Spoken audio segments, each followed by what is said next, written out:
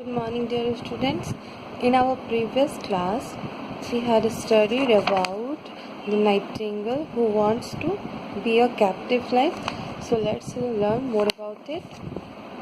Out of amazement, the emperor asked, "Then how will I hear your song?" मतलब बहुत ही surprise वे में जैसे ही उस नाइटिंगेल ने कहा कि जब मैं यहाँ से जाना चाहती हूँ, मैं इस पिंजरे में नहीं रहना चाहती हूँ, मैं एक कैप्टिव लाइफ चाहती हूँ, तो तब जो वो राजा था वो काफ़ी आश्चर्य में आ गया। उसको एक बहुत ही शॉक्ड लगा। तब उसने कहा कि तो मैं तुम्हारा सॉन्ग कैसे सुनूंगा, कैसे सुन पाऊंगा। At this the bird replied, your majesty, every morning I will come to the palace and sing for you. तब उस नाइटिंगेल ने कहा कि मैं हर सुबह आपके महल आऊँगी और आपके लिए गाना गाऊँगी। That's my promise.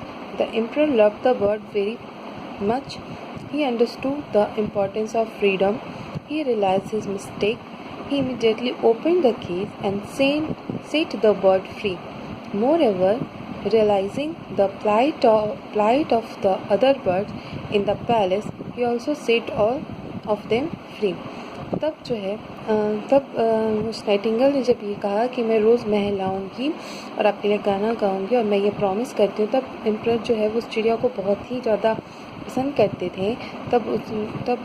और उन्होंने जो है आज़ादी की जो मेन महत्व होती है तो उनको उन्होंने समझा और उन्हें अपनी गलती का एहसास और तुरंत ही उन्होंने उस पिंजरे को खोला और उस चिड़िया को फ्री कर दिया।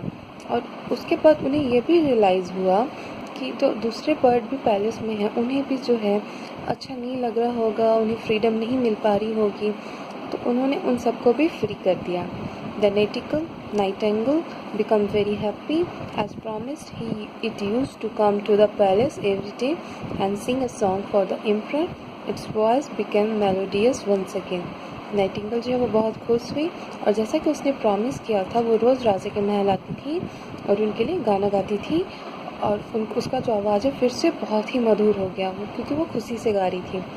सो children, if we see how important freedom is, it is like an unseen spirit which keeps you unhappy. From the story, we also learn that by caging the birds and animals, we actually deny freedom to them. This makes them unhappy at heart.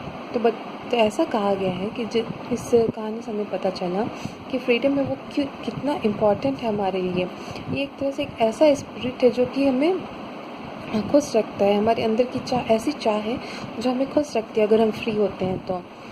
और इस story से हमें ये भी सीखने को मिला है कि हमें किसी भी जानवर, पशु हो या पक्षी हो, उन्हें हमें कैद करके पिंजरे में नहीं रखना चाहिए, उन्हें भी हमें फ्रीडम देना चाहिए। उनको फ्रीडम देने से हमें मना नहीं करना चाहिए। ये जो है उनके लिए भी, उनके दिल में भी खुशी लाएगी। So stop caging the birds and animals, learn to be sympathetic towards all the creatures. तो इसलिए हमें जो है पशु पक्षियों को पिंजरे में रखना बंद करना चाहिए और उनके लिए एक हमें सहानुभूति की फीलिंग्स रखनी चाहिए। Always be kind towards them, do not even catch butterfly as you may accidentally hurt और किल देम। हमें उनके प्रति हमेशा काइंड रहना चाहिए। हमें कभी भी किसी बटरफ्लाई को पकड़ना नहीं चाहिए। अगर बाई मिस्टेक अगर वो हमारे पैर के पास या फिर हाथ के पास आ जाती है तो कोई बात नहीं, लेकिन हमें जानबूझकर उसे हर्ट नहीं करना चाहिए, उसे मारना नहीं चाहिए। Moreover, try to maintain the habitat of the, और ज़्यादा से ज़्यादा इसे क्या करेंगे, जो एनिमल्स हैं जहाँ रहते हैं उनके जो वो हैबिटेट है उन्हें हमें मेंटेन करके रखना चाहिए। Do not cut the trees को कट नहीं करना चाहिए। Do not pollute the water bodies and reduce pollution as far as possible. हमें जो है वाटर बॉडीज़ को भी जो है वो पॉल्यूट नहीं करना चाहिए।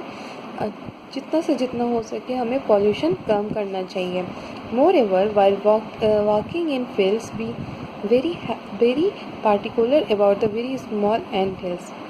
तो जब भी हम कभी फील्ड वगैरह में टहलते हैं या तो जहाँ पे एंट जो अपना घर बना के रखते हैं, तो हमें इसका भी बहुत नॉर्मली हमें ये भी ध्यान देना चाहिए कि कहीं हमारा पैर उनके घर पे न चले जाए। While walking, do not step over the max. और जब हम टहल रहे हो, चल रहे हो, तो बाई मिस्टेक भी हमें, एक्सीडेंटली भी हमें उसके घर के ऊपर पैर रखना नहीं चाहिए। So this is it for today. I hope you all understand the value of freedom by this story.